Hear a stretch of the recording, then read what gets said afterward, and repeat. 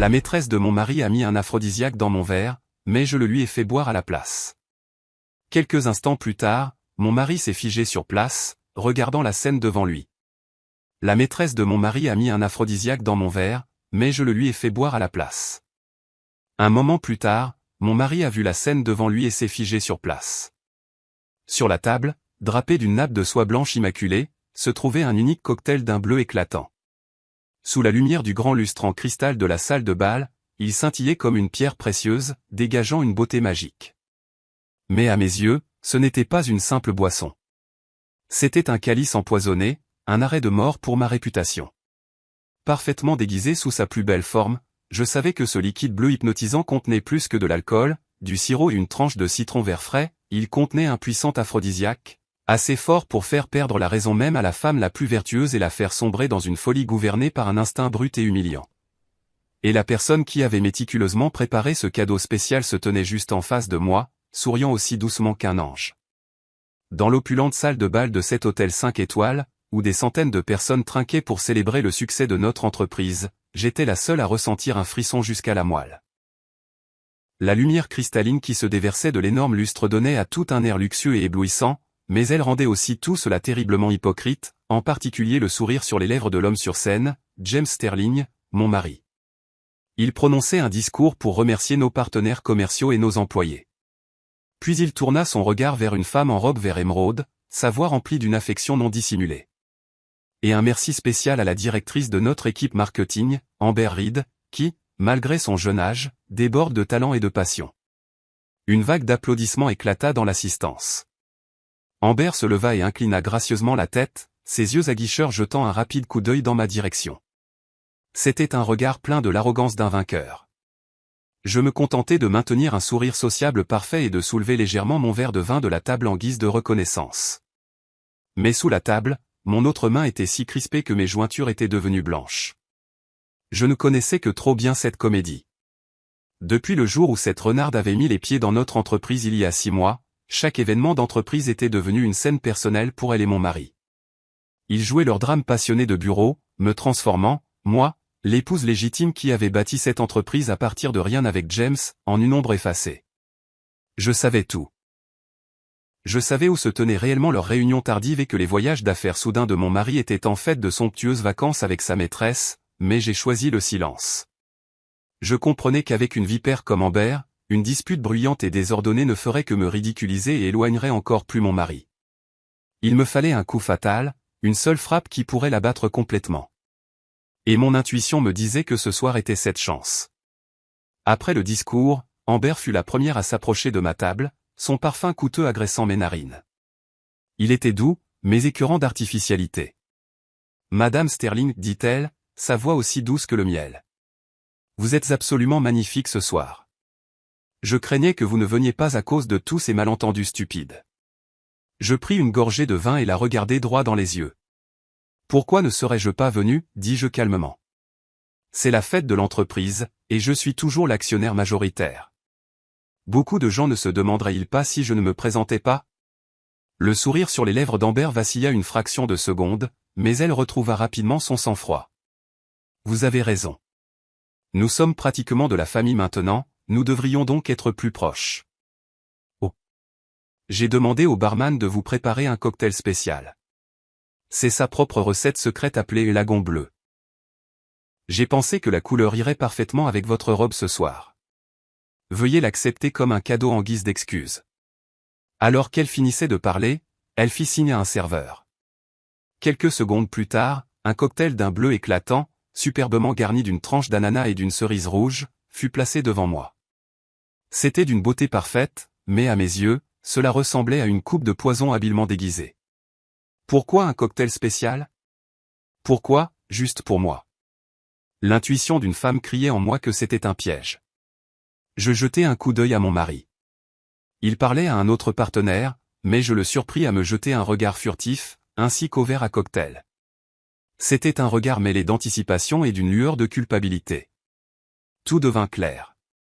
Ils avaient orchestré une autre pièce ensemble, et cette fois, ils avaient l'intention de me faire payer le prix fort.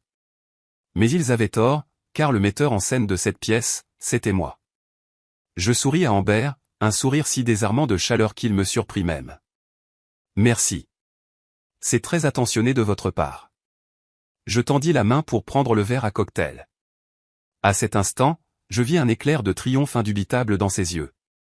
Elle pensait que sa proie était tombée droit dans le piège. Mais elle ne savait pas. À ce moment précis, un échiquier entièrement différent avait commencé à se déployer dans mon esprit. Et sur cet échiquier, elle n'était pas le chasseur, mais un pion chargeant droit vers les portes de sa propre perdition. Quelle était la véritable intrigue cachée derrière ce cocktail lagon bleu? Et comment Catherine Sterling transformerait-elle leur piège en scène de sa plus magnifique contre-attaque? Le brillant cocktail lagon bleu était posé devant moi, aussi beau qu'un joyau empoisonné. Je pouvais sentir les regards d'Amber et de mon mari fixés sur chacun de mes mouvements. Ils étaient comme deux prédateurs retenant leur souffle, attendant que leur proie entre volontairement dans le piège. À cet instant, 1000 plans traversèrent mon esprit. Je ne pouvais pas le refuser. Cela gâcherait la pièce. Je ne pouvais pas le boire. Je ne savais que trop bien ce qui m'attendait. Il me fallait une opportunité, un moment parfait pour renverser la situation, une fraction de seconde de distraction, et cette opportunité, c'est moi qui allais la créer. Je levai les yeux et souris vivement, un sourire que je savais suffisant pour baisser la garde d'Amber.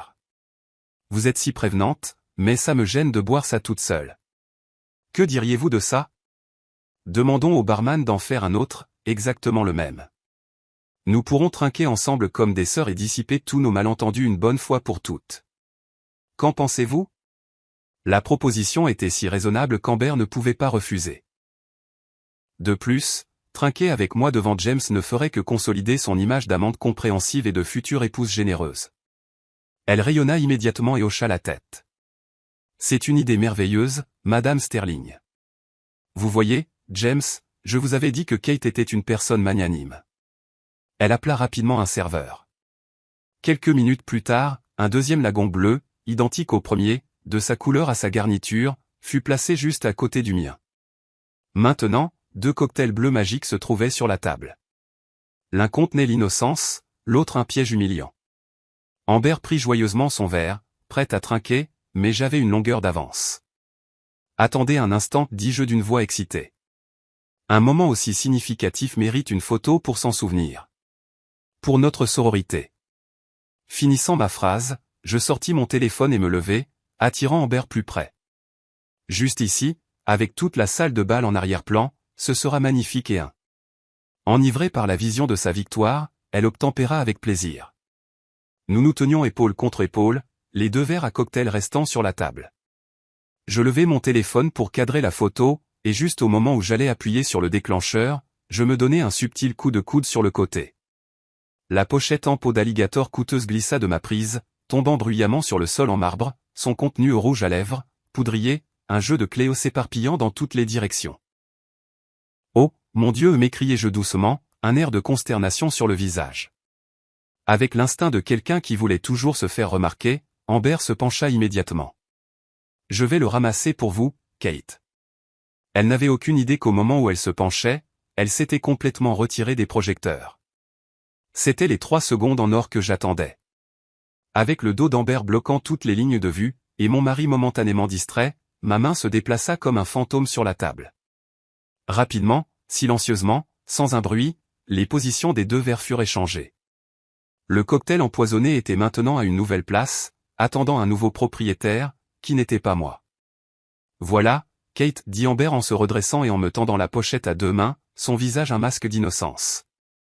Merci beaucoup, répondis-je doucement, prenant la pochette et rangeant mon téléphone. Maintenant, buvons avant que la glace ne fonde. Je pris mon verre à cocktail et fis signe à Amber de prendre celui qui restait. La pièce avait maintenant été parfaitement réécrite selon mon scénario.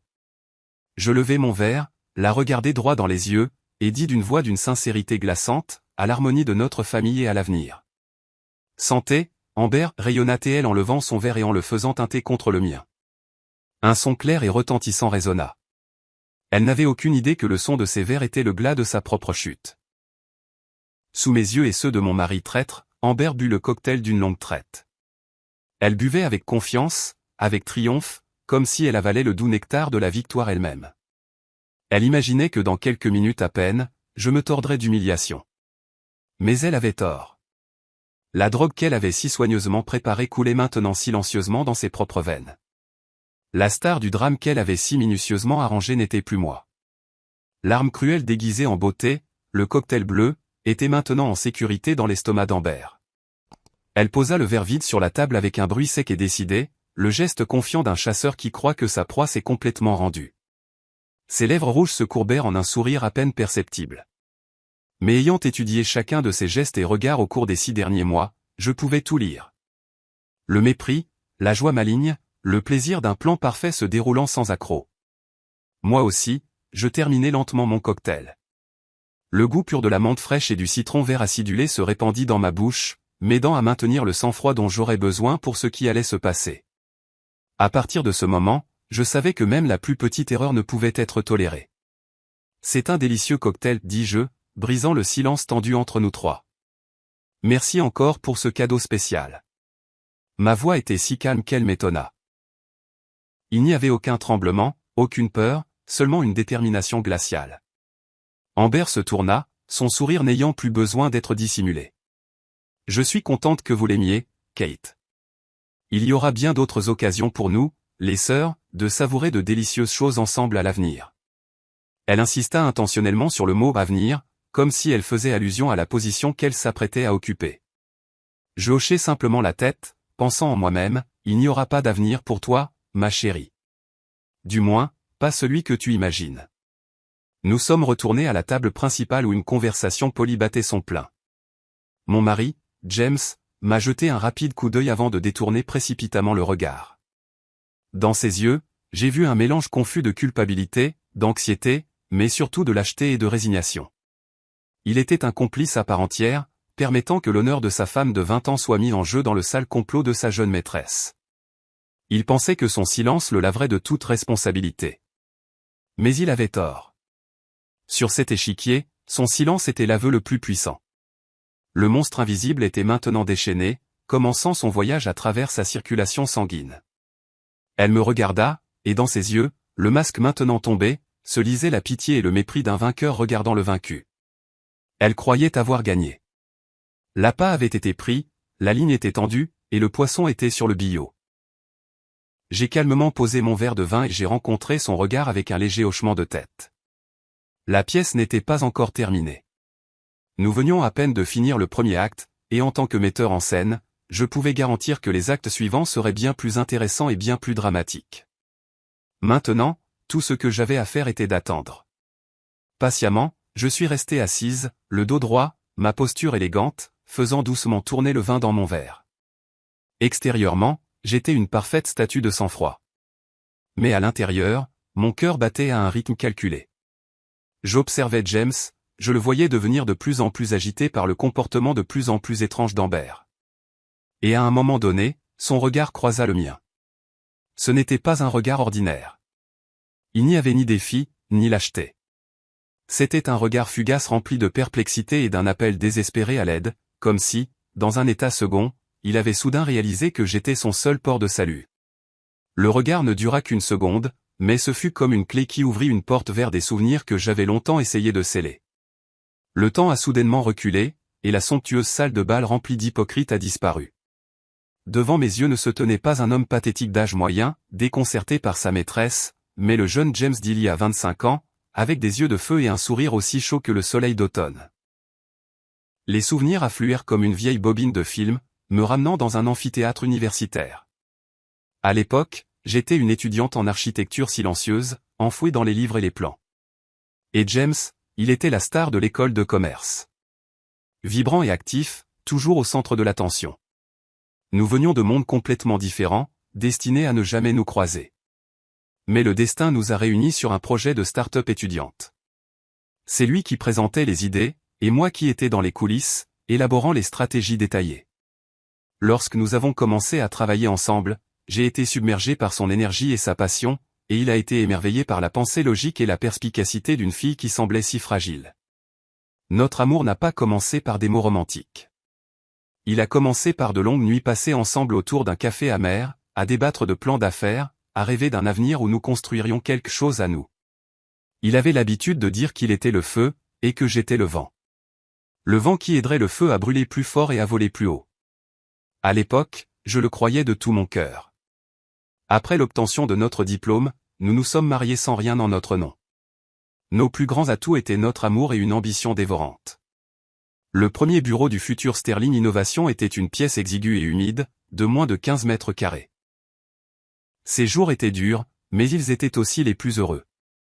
Je me souviens encore de l'odeur des nouilles instantanées que nous cuisinions à la hâte, de la façon dont nous nous blottissions l'un contre l'autre pour nous réchauffer devant un vieil ordinateur les froides nuits d'hiver.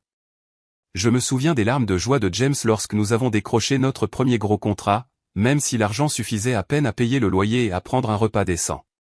Dans le tourbillon féroce de la création d'entreprise, nous formions le couple parfait. James, avec ses compétences en communication et sa détermination, était le visage de l'entreprise. Il rencontrait des partenaires, faisait des présentations et négociait des contrats, et j'étais le cerveau derrière lui. J'analysais les marchés, développais des stratégies et calculais chaque étape pour assurer la survie et la croissance de l'entreprise. Une fois, un projet immobilier a été gelé et nous étions au bord de la faillite. James était complètement anéanti. Il est resté assis dans un coin, les genoux contre sa poitrine, disant que tout était fini. Cette nuit-là, je n'ai pas dormi. J'ai examiné chaque document seul, j'ai trouvé une faille dans le contrat et une nouvelle direction pour réorienter le projet.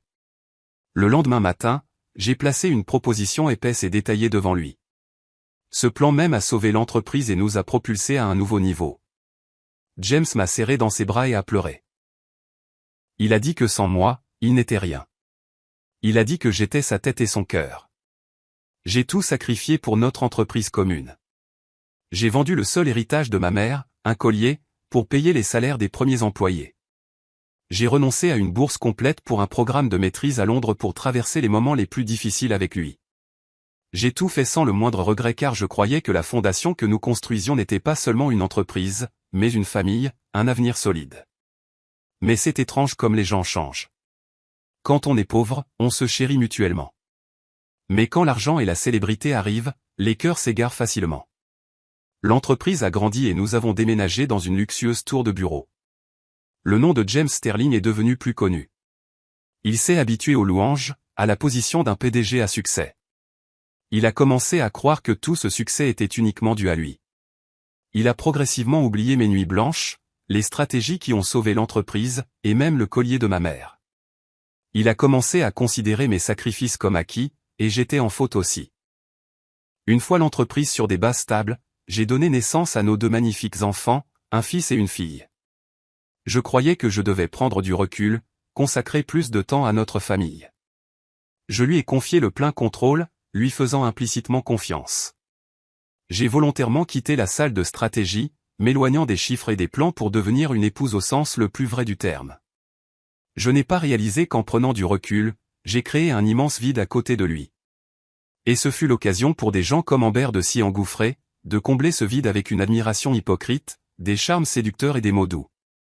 La bobine de film s'arrête sur une image de nous debout dans ce même manoir alors qu'il n'était encore qu'un chantier inachevé. James me tenait par derrière, montrant les jardins, et disait fièrement, « Tu vois, tout ce que je fais, c'est pour vous donner, à toi et aux enfants, la meilleure vie possible. » J'étais si heureuse ce jour-là. Mais en y repensant maintenant, j'ai réalisé le subtil changement dans ses paroles. Ce n'était plus nous, c'était je. Il s'était approprié unilatéralement notre fondation commune, et il s'était accordé le droit d'oublier la personne qui avait posé la première brique avec lui. La bobine de film s'est cassée. J'étais de retour dans la cruelle réalité de la salle de bal. J'ai regardé l'homme paniquer devant sa maîtresse, et mon cœur n'a plus ressenti la moindre once de douleur. Il était froid. Et alors, si la fondation était oubliée? Ceux qui oublient le passé n'ont pas d'avenir. Et ce soir, c'est moi qui mettrai fin à l'avenir dont lui et Amber fantasmaient. La douceur de ces années difficiles mais heureuses avait disparu, remplacée par le goût amer de la trahison qui me montait à la gorge. J'ai regardé James Sterling, l'homme qui fut autrefois mon monde entier. Il paniquait maintenant devant l'étalage de plus en plus effronté et incontrôlable d'Amber. Mon cœur ne ressentait plus aucune douleur. Il était devenu insensible, gelé. Après des centaines de longues nuits que j'avais passées seul, à faire face à la vérité brutale. Il y a 6 mois, par un après-midi pluvieux, j'ai découvert cette vérité. Ce n'était pas une descente dramatique digne d'un film sur une scène d'adultère. Elle est venue à moi silencieusement et cruellement. J'avais simplement pris sa tablette pour chercher des informations pour l'école de notre fils. Et c'est là que j'ai vu une fenêtre de discussion encore ouverte. D'innombrables messages, d'innombrables photos et des termes d'affection vulgaires qu'il n'avait pas utilisés avec moi depuis plus d'une décennie. C'était comme un marteau de forgeron géant s'abattant sur ma tête. Et en un instant, mon monde entier s'est effondré. La femme dans ces messages n'était autre qu'Amber Reed, la jeune et compétente directrice marketing que j'avais plusieurs fois félicitée devant mon mari. Il s'est avéré qu'elle était la vipère qui rongeait tranquillement mon mariage. Je n'ai pas dormi cette nuit-là. Je me suis blotti dans l'obscurité de mon bureau, lisant et relisant chaque ligne qu'il s'était envoyée, regardant chaque photo. Les larmes coulaient sans fin, non pas par jalousie, mais par l'agonie dévastatrice de réaliser à quel point j'avais été trompé sans vergogne. Notre amour, notre confiance, mes 20 ans de sacrifice, tout cela était devenu une farce ridicule en un instant. Je voulais crier, le confronter, tout renverser. Je voulais faire irruption dans le bureau et arracher le masque hypocrite d'Amber devant tous les employés. Mais dans la nuit profonde et silencieuse, en voyant mon propre reflet hagard et pathétique dans le miroir, je me suis ressaisi. Je ne pouvais pas m'effondrer comme ça. J'étais Catherine Sterling, la femme qui avait autrefois bâti tout cela à partir de rien aux côtés de son mari. Je ne pouvais pas laisser une petite renarde m'arracher si facilement tout ce qui m'appartenait. Une dispute désordonnée était la pire stratégie. Cela ne ferait que diminuer ma dignité et me faire passer pour une femme pitoyable. J'avais besoin d'un plan. Un plan intelligent qui non seulement les exposerait, mais protégerait aussi mes biens et les années de ma jeunesse que j'avais investies. Après cette nuit fatidique, j'ai cessé de pleurer. J'ai commencé à agir. Ma première étape a été de contacter secrètement un brillant avocat et un ami en qui je pouvais avoir une confiance implicite, Michael Chen. Je lui ai tout raconté. Michael ne m'a pas seulement donné des conseils juridiques avisés, mais m'a aussi recommandé un détective privé fiable. J'ai décidé de faire suivre James et Amber. J'avais besoin de connaître chacun de leurs mouvements, chaque complot, chaque plan. Le savoir était le pouvoir, et je devais m'en armer. Les rapports et les enregistrements audio du détective ont commencé à arriver quotidiennement. Chaque information était comme une autre lame tranchant mon cœur, mais elle durcissait aussi ma résolution en acier. J'ai appris qu'ils se rencontraient fréquemment dans un condo de luxe que James avait secrètement acheté pour elle avec les fonds de l'entreprise.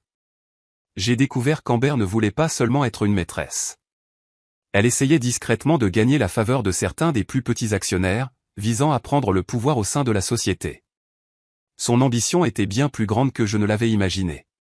Puis, il y a environ 2 semaines, le détective m'a apporté l'information la plus choquante à ce jour. Il avait réussi à placer un micro-enregistreur dans un sac à main que James avait offert à Amber. L'enregistrement qu'il a capturé a révélé un plan si cruel qu'il m'a glacé le sang. C'était une conversation entre Amber et un homme nommé Marcus Thorne.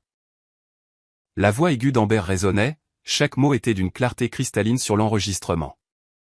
Voici le plan, dit-elle. Au gala annuel de l'entreprise, je trouverai un moyen de glisser un aphrodisiaque dans le verre de cette vieille peau. Le plus fort possible. Le genre qui pourrait rendre une nonne folle. Une fois qu'il fera effet, Marcus, tu feras semblant d'être un invité inquiet et tu aideras la femme ivre à monter dans sa chambre. La suite 2107, je l'ai déjà réservée. Tu sais ce que tu as à faire. Tu n'as pas besoin de faire quoi que ce soit de réel. Fais juste semblant. Enlève-lui ses vêtements. Mets-toi sur elle. Mets en scène une scène vraiment torride. James et moi ferons irruption et nous vous surprendrons. Nous filmerons tout, bien sûr.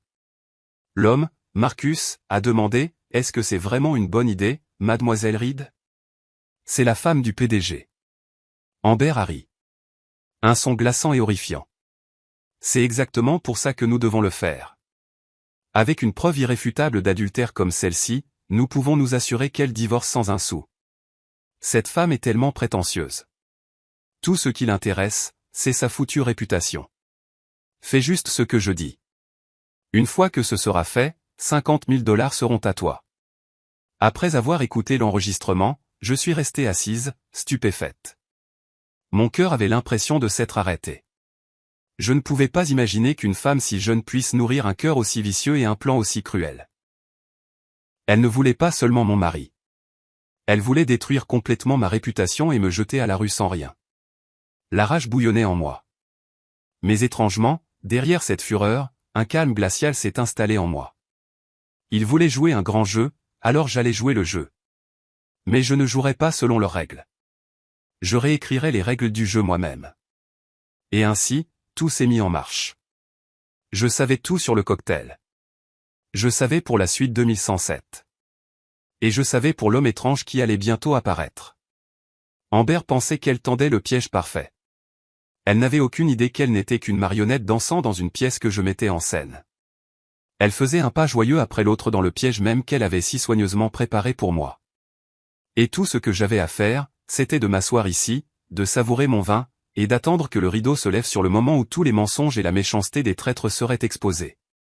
L'enregistrement du sac à main de créateur était terminé, mais les mots venimeux d'Amber résonnaient encore dans mon esprit, froids et tranchants comme une lame. Une fois le choc initial passé, il fut remplacé par une fureur d'un froid glacial. J'avais pensé que la trahison de James était la blessure la plus profonde, mais j'avais tort. Comparé à ce complot vicieux, leur rendez-vous secret n'était qu'un jeu d'enfant. Amber ne voulait pas seulement mon homme. Elle voulait m'anéantir. Elle voulait me dépouiller de tout, de mes biens et de l'entreprise jusqu'à la dernière once de mon honneur, et me jeter de côté comme un déchet. Elle voulait que je vive le reste de mes jours dans la honte et la misère. Comment quelqu'un d'à accent grave peine 20 ans pouvait-il posséder un cœur aussi cruel? Mon silence et ma patience des 6 derniers mois avaient-ils nourri son arrogance et sa malice? Elle pensait que j'étais un petit agneau docile qui pouvait être facilement mené à l'abattoir. Elle m'avait sous-estimé, et c'était son erreur fatale. Je n'ai pas pleuré cette nuit-là. Les larmes étaient pour les faibles, et je ne m'autorisais plus une seule seconde de faiblesse. Je me suis assise dans mon bureau sous la chaude lumière de la lampe, un verre de vin rouge profond à la main. Je ne buvais pas, je regardais simplement le liquide tourbillonner comme si je fixais un échiquier complexe. Devrais-je les exposer immédiatement? Faire écouter cet enregistrement à James et révéler le vrai visage de sa jeune maîtresse? Non, c'était trop simple, trop facile pour eux. Cela pourrait les humilier, peut-être même créer un fossé entre eux. Mais ensuite? James, avec sa nature indécise et stupide, pourrait être influencé par les larmes de crocodile d'Amber. Il pourrait croire à une excuse ridicule selon laquelle elle plaisantait ou qu'elle l'avait fait parce qu'elle l'aimait trop, et tout reviendrait à la case départ. Non, je ne voulais pas une victoire temporaire. Je voulais un coup décisif, un jugement final dont il ne pourrait jamais se remettre. Je voulais qu'il sache exactement ce que c'était que d'être acculé, d'être détruit, de tout perdre. Puisqu'Amber avait si soigneusement construit la scène, pourquoi devrais-je la démolir? Je ne le ferai pas. Au lieu de cela, je monterai sur cette scène et lui ferai jouer ma performance. Je serai le metteur en scène et elle et mon mari traître seraient les 2 acteurs principaux d'une tragédie de leur propre fabrication. L'échiquier avait déjà été retourné. Le lendemain matin, j'ai appelé le détective. Ma voix était anormalement calme. Trouvez tout ce que vous pouvez sur l'homme de l'enregistrement, Marcus Thorne. Ses antécédents, ses relations, ses faiblesses, et surtout ce dont il a le plus besoin en ce moment. J'ai besoin de tout. En 24 heures, un dossier détaillé sur Marcus Thorne était sur mon bureau. Comme je le soupçonnais, c'était un homme qui n'avait rien à perdre. Un décrocheur universitaire accro au jeu, noyé sous les dettes. Il était pourchassé par des usuriers. Pour quelqu'un comme Marcus, les 50 000 $ d'Amber étaient une fortune, une bouée de sauvetage. Mais il avait besoin de plus que de l'argent. Il avait besoin d'une issue sûre. J'ai souri. C'était encore plus facile que je ne le pensais. Je ne l'ai pas approché moi-même. Par l'intermédiaire de mon avocat, Michael, j'ai fait en sorte qu'un tiers contacte Marcus. Mon offre était claire et nette. 100 000 $ en espèces, le double de ce qu'Amber offrait, un nouveau passeport avec une identité complètement nouvelle, et un vol en classe à faire pour l'Australie où il pourrait commencer une nouvelle vie, libre de ses créanciers. Tout cela lui appartiendrait immédiatement après la performance à l'hôtel. Sa tâche était également simple. Il devait toujours accepter l'offre d'Amber, se présenter à l'heure et au lieu désigné, et se rendre à la suite 2107. Mais au lieu de jouer avec moi, il jouerait avec Amber elle-même. Et plus important encore, il devait s'assurer que le téléphone utilisé pour l'enregistrement vidéo était positionné à l'angle parfait pour capturer chaque moment torride avec la plus grande clarté possible. Marcus n'était pas un imbécile. Il savait à quel point il était dangereux de contrarier Amber et James Sterling. Mais mon offre était trop tentante. Ce n'était pas seulement de l'argent. C'était un avenir tout entier. Et plus important encore, il a réalisé que la femme derrière cette offre détenait bien plus de pouvoir et un niveau de calcul terrifiant qu'Amber. Me suivre pourrait être un chemin vers la survie. En suivant Amber, il pourrait être éliminé après le travail pour le faire taire. Il a fait le bon choix. La rencontre a été rapide. Marcus Thorne était maintenant complètement de mon côté. Mon atout maître était prêt. À partir de ce jour, j'ai commencé à me préparer pour mon rôle. J'ai délibérément agi de manière lasse et déprimée. Je ne réagissais plus vivement aux provocations d'Amber. J'étais silencieuse, patiente, jouant parfaitement le rôle d'une femme qui acceptait lentement son sort. Ma transformation a rendu Amber encore plus triomphante. Elle croyait avoir complètement brisé ma volonté, que j'étais prête pour l'abattoir.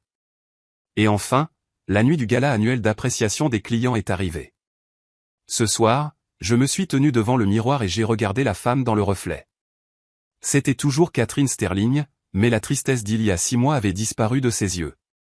Ils étaient vifs, froids et remplis de détermination. J'ai choisi une robe noire simple mais élégante. Le noir, la couleur du deuil, mais aussi la couleur du pouvoir et du mystère. Tout était prêt. La scène était dressée, les acteurs étaient en place, et le scénario avait été réécrit. Amber, petite fille naïve. Tu penses que tu es le metteur en scène ce soir. Tu as tort. Tu n'es qu'une pathétique marionnette dansant sur des fils que je tire. Et ce soir, je vais couper ces fils et te laisser tomber en chute libre dans l'abîme que tu as creusé pour toi-même. Le jeu a vraiment commencé. La fête de ce soir était cette scène. Le sourire sur mon visage est resté parfaitement sociable, mais dans mon esprit, un compte à rebours invisible avait commencé. J'ai calculé dans ma tête, avec une drogue aussi puissante, l'effet devrait commencer à se manifester dans environ 15 à 20 minutes. C'était plus que suffisant pour que je savoure l'effondrement progressif de mon ennemi. Nous nous sommes assis à notre table. James était le plus nerveux. Il n'arrêtait pas de regarder sa montre, puis de nouveau moi, ses yeux remplis d'un regard interrogateur. Il se demandait probablement pourquoi moi, la victime désignée, semblait parfaitement bien. Amber, de son côté, était complètement à l'aise. Elle était sûre de sa victoire. Elle faisait tourner le vin dans son verre, me regardant avec un regard provocateur, comme si elle attendait que je montre les premiers signes de perte de contrôle. 5 minutes passèrent dans un silence suffocant. Puis 10. J'ai continué à discuter agréablement avec quelques invités à notre table, discutant des conditions du marché immobilier et des nouvelles tendances en matière de design. J'ai veillé à paraître exceptionnellement vive et articulée. Chaque point logique que je soulevais, chaque argument irréfutable semblait être une nouvelle douche froide sur la confiance de James. Je pouvais voir la perplexité grandissante sur son visage. Et puis, comme je l'avais prévu, à la 12e minute exactement, les premiers signes ont commencé à apparaître chez Amber. Cela a commencé subtilement, juste un léger froncement de sourcils. Elle a soudainement cessé de parler et a levé une main pour se frotter doucement la tempe. Puis elle a pris son verre d'eau et l'a bu d'un trait, bien que cela ne semble pas l'aider. Le teint pâle et impeccable de son visage maquillé a commencé à rougir d'un rose pâle. Au début, on aurait dit qu'elle était juste un peu éméchée, mais je savais que c'était le signal que le feu de la drogue commençait à couver de l'intérieur. Quelques minutes plus tard, cette rougeur rosée s'était étendue, donnant à tout son visage une teinte rouge anormale.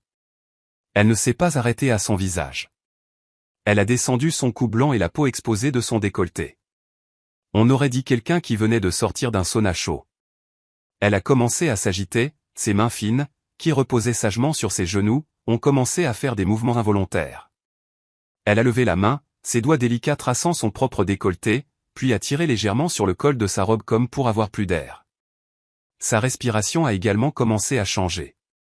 Elle n'était plus régulière et douce, mais superficielle et rapide. De temps en temps, elle prenait une profonde et lourde respiration, sa poitrine se soulevant et s'abaissant notablement sous sa robe de soie. Ses yeux avaient perdu leur regard habituellement vif et arrogant. Ses pupilles semblaient dilatées, rendant ses yeux plus grands, anormalement brillants et humides. Ils sont devenus brumeux et flous, comme si elle voyait un monde fantastique. James, assis juste à côté d'elle, n'aurait pas pu manquer ces changements soudains. Il a complètement arrêté sa conversation et a regardé Amber fixement. « Qu'est-ce qui ne va pas ?» demanda-t-il doucement, sa voix pleine d'inquiétude. « Ton visage est tout rouge. Veux-tu sortir prendre l'air ?» Amber sursauta comme si elle était ramenée à la réalité d'un autre monde. Elle secoua la tête et essaya de forcer un sourire, mais il semblait crispé. « Je vais bien. C'est probablement juste l'alcool.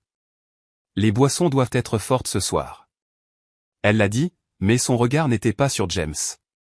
Il balayait inconsciemment les hommes aux tables environnantes. C'était un regard que son esprit rationnel ne pouvait plus contrôler. La pièce commençait vraiment. Son corps était comme une fournaise, et elle ne pouvait plus rester assise. « James, dit-elle en se tournant vers mon mari. » Sa voix n'était pas son ton flirt habituel. Elle était rauque et enrouée. Sa main se posa effrontément sur sa poitrine. « Je ne me sens pas bien. J'ai si chaud. » James se figea. Il n'en croyait pas ses yeux. Lors d'un gala officiel, devant des centaines de partenaires et d'employés, sa maîtresse élégante et intelligente se comportait comme une fille de bar bon marché. Il attrapa rapidement sa main, la retirant de son corps, son visage rougissant d'un mélange de honte et de colère. « Es-tu folle ?» siffla-t-il entre ses dents serrées. « Arrête ça tout de suite. Les gens regardent. » Mais ces mots n'avaient plus aucun pouvoir maintenant. Les chuchotements des tables environnantes s'étaient transformés en commérages clairs. Tous les yeux étaient fixés sur nous, remplis de curiosité, de confusion et de mépris. Mon Dieu, regardez Amber Reed. Elle est complètement saoule. Quelle honte pour Monsieur Sterling. On dirait qu'elle n'est pas seulement ivre. Elle a l'air bizarre. J'étais assise là, maintenant toujours mon expression calme, tenant mon verre de vin. J'ai regardé James et j'ai vu l'humiliation pure écrite sur tout son visage. Il payait le prix de sa trahison. Il avait été si fier de sa jeune, belle et compétente maîtresse. Et maintenant, à cause d'elle, il était publiquement humilié. Il a essayé de repousser Amber, mais elle s'est accrochée à lui comme une pieuvre. La performance qu'elle avait préparée pour moi, elle la jouait maintenant magnifiquement elle-même, et moi, la seule spectatrice qui connaissait tout le scénario, ressentait un profond sentiment de satisfaction. Ce n'était que l'entrée. Le plat principal les attendait toujours. La scène chaotique à notre table est devenue la pièce maîtresse de toute la salle de bal. James Sterling, le puissant PDG, ne ressemblait plus qu'à un clown se débattant dans un embarras total. Il a essayé de repousser Amber, a essayé de lui couvrir la bouche, mais tous ses efforts ont été vains. Amber s'était transformée en quelqu'un d'autre. Elle n'était plus la directrice marketing vive et arrogante. Elle était une femme affichant effrontément ses désirs. Je suis restée assise là, silencieuse comme un fantôme, observant la tragédie se dérouler devant moi. J'ai vu l'impuissance et la honte sur le visage de James. Il ne pouvait croiser le regard de personne, la tête baissée, souhaitant que le sol l'engloutisse. Il avait complètement perdu le contrôle de la situation. Et à ce moment-là, j'ai su que mon heure était venue. Alors que tout le monde était concentré sur James et Amber, j'ai jeté un coup d'œil vers l'autre bout de la salle de bal. Là, un grand homme en costume noir bien taillé se tenait les bras croisés, observant tranquillement la situation. C'était mon atout maître, Marcus Thorne.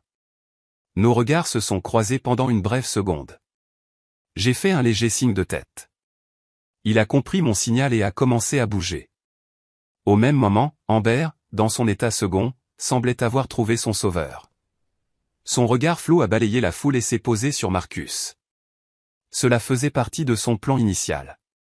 Lorsque la drogue ferait effet, Marcus apparaîtrait comme un héros pour escorter la victime jusqu'à la chambre. Elle n'avait aucune idée que la victime était maintenant elle-même et que son héros était en fait le bourreau la menant à l'échafaud. Amber, avec sa dernière once de force, a donné une petite poussée à James. Elle s'est levée en chancelant, sa voix, mais essayant toujours de paraître cohérente. « Excusez-moi, tout le monde. Je crois que j'ai trop bu. Je dois monter dans ma chambre pour me reposer. » Elle parlait à James, mais ses yeux se dardaient vers Marcus, envoyant un signal secret. James voulait juste échapper à cette humiliation le plus rapidement possible. Il n'avait pas la présence d'esprit de remarquer de si petits détails. Quand Amber a dit qu'elle voulait aller dans sa chambre, il a hoché la tête mécaniquement, incapable de la regarder en face. « Oui, va te reposer » a-t-il marmonné. Il n'a même pas pensé à aider sa propre maîtresse à se lever. La lâcheté avait triomphé de tout. Il voulait juste que ce problème embarrassant disparaisse immédiatement. Comme prévu, Marcus s'approcha. Il joua parfaitement le rôle d'un invité bienveillant. « Madame, vous n'avez pas l'air bien, dit-il d'une voix inquiète. Voulez-vous que je vous aide à monter dans votre chambre ?» Amber hocha la tête sans la moindre méfiance. Elle s'appuya sur le bras solide de Marcus comme une personne qui se noie sa grippe à un morceau de bois flotté. Elle pensait que tout se déroulait selon son plan parfait. Elle était escortée dans une chambre par un homme étrange et bientôt, la scène de l'adultère aurait lieu.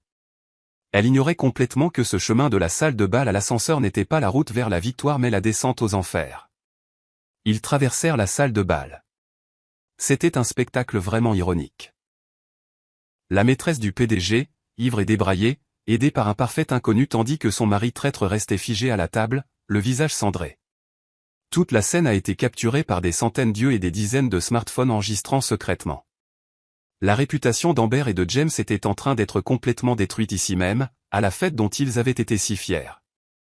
J'ai regardé leur dos jusqu'à ce que les portes d'acier brillantes de l'ascenseur se referment lentement, les engloutissant tous les deux.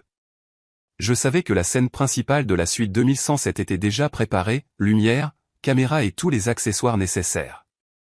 Marcus jouerait son rôle avec brio. Il ferait goûter à Amber exactement ce qu'elle m'avait destiné. Et maintenant, je devais me préparer pour mon propre rôle, celui de l'épouse inquiète, l'épouse qui découvre la vérité et est profondément choquée. Je devais le chronométrer parfaitement.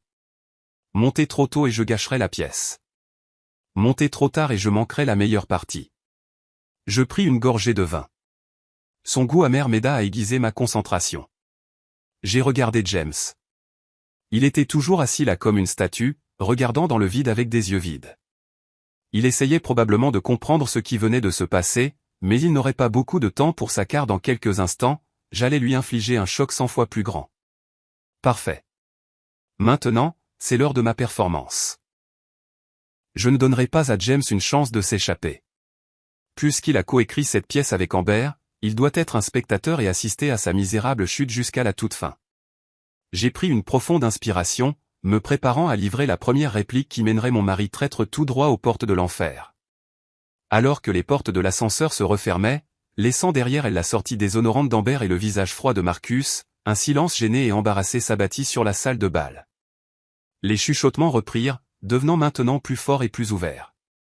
James resta assis, le dos de son costume coûteux trempé de sueur, son visage un masque de cire. Il essaya de forcer un sourire à quelques partenaires clés qui le regardaient avec pitié, mais le sourire était plus laid qu'une grimace. Il était complètement perdu, submergé par la honte et la perplexité. Je le laissai mariner dans son humiliation pendant quelques minutes de plus. J'avais besoin qu'il soit à son point le plus vulnérable psychologiquement et le plus suggestible. Ce n'est qu'alors que mes paroles auraient le poids de 1000 livres. Je jetai un coup d'œil à ma montre. Cela faisait 10 minutes qu'Amber et Marcus étaient montés. Assez de temps pour que Marcus mette tout en place et commence sa performance. Il était temps pour moi d'agir. Je pris une profonde inspiration, effaçai le sourire froid de mes lèvres et le remplaçai par un air d'inquiétude et de préoccupation, l'expression parfaite d'une épouse dévouée. Je me levai et marchai tranquillement jusqu'à côté de James. Il sursauta en me voyant approcher, évitant instinctivement mon regard. « Chérie, dis-je, ma voix juste assez forte pour qu'il m'entende, mais remplie d'une feinte urgence. Je suis si inquiète. » James leva les yeux vers moi, ses yeux injectés de sang remplis d'épuisement. « Inquiète de quoi ?» demanda-t-il d'une voix rauque. « De mademoiselle Reed, continuai-je, mes fins sourcils se fronçant légèrement. La façon dont elle avait l'air tout à l'heure, ce n'était pas comme si elle était juste ivre. J'ai peur que quelque chose de mal ne lui arrive. C'est notre employé après tout, et une femme seule dans une chambre d'hôtel. Si quelque chose devait arriver, nous serions dans une position terrible. » Mes paroles ont touché la chose même que James craignait le plus en ce moment, la responsabilité et la réputation de l'entreprise. Il ne se souciait peut-être plus d'Amber, mais il ne pouvait pas se permettre d'ignorer l'image de l'entreprise. Il fronça les sourcils, sa confusion palpable, mais elle a juste dit qu'elle montait se reposer un peu. « Et combien de temps dure un peu, chérie ?» insistai-je, ne lui laissant pas le temps de réfléchir. « Regarde, ça fait déjà 15 minutes. » Une personne si ivre qu'elle peut à peine tenir debout et seule dans une chambre fermée à clé. Penses-tu que c'est sûr ? Ou peut-être devrions-nous appeler sa famille pour qu'ils viennent la chercher. Cela rassurerait tout le monde. J'ai délibérément insisté sur le mot « famille ». Je savais très bien qu'Amber n'avait pas de parents dans la ville, tout comme moi. Ma suggestion était un test, un piège psychologique. Elle a acculé James. S'il ne pouvait appeler personne, son irresponsabilité serait encore plus apparente. Et cela a semé le doute dans son esprit.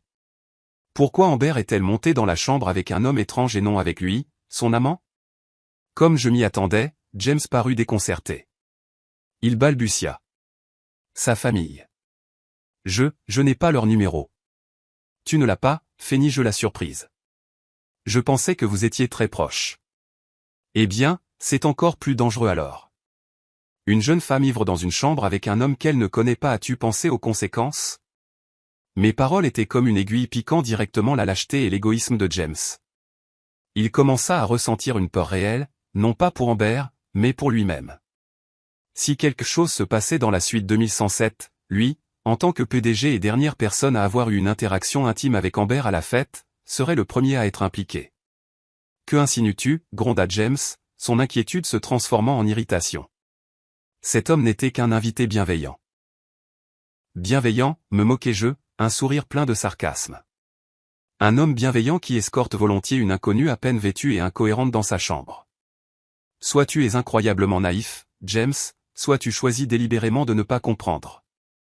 La vivacité de mon ton fit se figer James. Il me regarda avec de grands yeux comme s'il me voyait pour la première fois de nos longues années de mariage. Il était habitué à la Catherine douce et indulgente, pas à cette femme dont chaque mot était une lame qui transperçait le cœur d'un homme. Mais je n'avais pas fini. Je devais porter le coup final qui le forcerait à agir. Très bien, soupirai-je théâtralement. Si tu n'es pas inquiet, je ne peux rien faire. C'est juste que, je viens de voir le chef de la sécurité de l'hôtel et 2 de ses employés se précipiter dans l'ascenseur. Je les ai entendus dire qu'ils avaient reçu un rapport sur un bruit étrange provenant de l'une des suites. Je crois qu'ils ont dit, la suite 2107 minutes. Je mentais. Il n'y avait pas de chef de la sécurité. C'était une pure invention. Mais à ce moment-là, le mensonge avait plus de pouvoir que n'importe quelle vérité. Au mot sécurité, le teint de James changea complètement. Son visage déjà pâle devint d'un blanc fantomatique, et une terreur pure éclata dans ses yeux. L'implication de la sécurité de l'hôtel signifiait que la situation s'était aggravée. Cela pourrait être consigné, signalé, peut-être même impliquer la police. Si cela se produisait, non seulement sa réputation, mais toute sa carrière serait en cendres. La nouvelle d'un PDG d'une grande entreprise impliquée dans un scandale sordide avec une jeune maîtresse dans un hôtel serait un festin pour les médias. Est-ce vrai, balbutia-t-il, sa voix tremblant de manière incontrôlable. Je haussai les épaules, maintenant mon expression inquiète. Je ne suis pas sûr. Je l'ai juste entendu. Mais c'est si effrayant. Ou peut-être devrions-nous monter vérifier. Au moins, nous devons savoir ce qui se passe pour pouvoir gérer la situation. La suggestion n'était plus une option. C'était un ordre. James n'avait pas d'autre choix. Il ne pouvait plus attendre dans ce vide d'humiliation et de peur. Il devait monter. Il devait voir par lui-même pour éteindre le feu avant qu'il ne consume tout. Allons-y, dit-il entre ses dents serrées, se levant d'un bond de sa chaise. Sa lâcheté, momentanément submergée par la peur, s'était transformée en une détermination tardive. Il se dirigea rapidement vers l'ascenseur sans même me jeter un regard. Je le suivis silencieusement, les coins de ma bouche se soulevant en un sourire secret. Le poisson a mordu à l'hameçon. Et maintenant, je vais lentement remonter la ligne, le menant exactement là où j'ai tendu le filet inéluctable. Les portes de l'ascenseur s'ouvrirent une fois de plus, non pas pour mettre fin à une pièce, mais pour lever le rideau sur une nouvelle tragédie, une tragédie impardonnable. Les portes brillantes en acier inoxydable de l'ascenseur reflétaient le visage de James, pâle de terreur. Il n'arrêtait pas de lever la main pour desserrer sa cravate de marque comme si elle l'étouffait. L'air dans le petit espace semblait soudainement suffocant et lourd. Malgré la climatisation à fond, je me suis appuyé contre le coin, gardant une distance de sécurité, observant silencieusement l'homme se consumer par sa propre peur. Les chiffres numériques rouges grimpaient lentement, comme pour se moquer délibérément de son anxiété. 18, 19, 20. À chaque étage, Je pouvais voir des perles de sueur se former sur son front et ses tempes. Il n'arrêtait pas de marmonner pour lui-même, un flot brisé de prières désespérées. Non, il ne s'est rien passé. Elle est juste ivre. Ce n'est rien. Un digne clair annonça l'arrivée de l'ascenseur au 21e étage. Les portes s'ouvrirent pour révéler un long couloir silencieux tapissé d'un épais velours rouge foncé. C'était luxueux, mais étrangement sinistre. La douce lumière jaune des appliques murales projetait des ombres entrecroisées, rendant l'espace encore plus mystérieux. James sortit de l'ascenseur comme une flèche. Sa peur s'était transformée en une urgence frénétique. Il ne pouvait pas laisser sa réputation, la réputation de toute son entreprise, être détruite par un scandale humiliant. Il devait calmer la situation avant l'arrivée de la sécurité de l'hôtel que j'avais inventé, avant que les choses ne dégénèrent. Je suivis calmement derrière. Mes talons ne faisaient aucun bruit sur l'épais tapis. J'étais comme un fantôme, suivant silencieusement ma proie alors qu'elle se précipitait tête baissée dans le piège que j'avais tendu. Le couloir était long et sombre. Plus nous avancions, plus l'air devenait silencieux, jusqu'à ce que les seuls sons soient la respiration haletante de James et les battements de mon propre cœur. 2105, 2106.